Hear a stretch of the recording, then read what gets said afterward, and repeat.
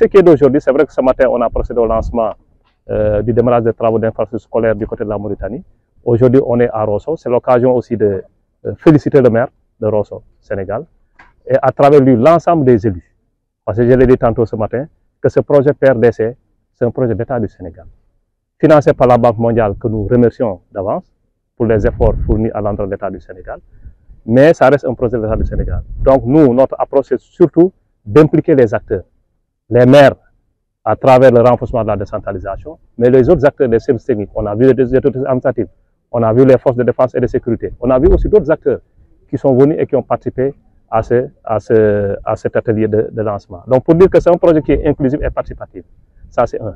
C'est un projet qui est venu pour apporter en tout cas une réponse au phénomène de changement climatique noté.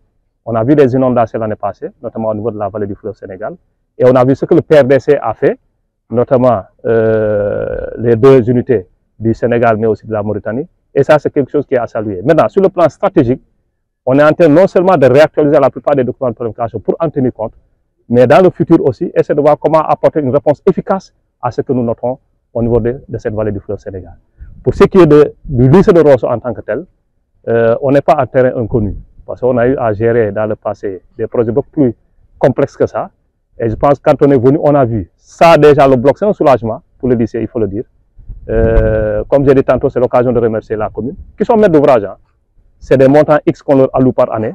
Et elles-mêmes, elles identifient leur propre sous-projet et déroulent tout le processus de maîtrise d'ouvrage. Donc, elles sont responsables et avec l'appui des autres sectoriels, tels que les ARD, que nous remercions, et d'autres acteurs. Donc, pour dire que c'est une autre approche en matière de mise en œuvre de projets de développement. Mais nous n'allons pas nous limiter là. Compte tenu des doléances de l'école, notamment des acteurs du milieu éducatif de manière générale, le PRDC va essayer de voir avec la commune, en concert avec la commune, comment apporter une réponse à ça. Si c'est un lycée flambant neuf, on va s'atteler à ça.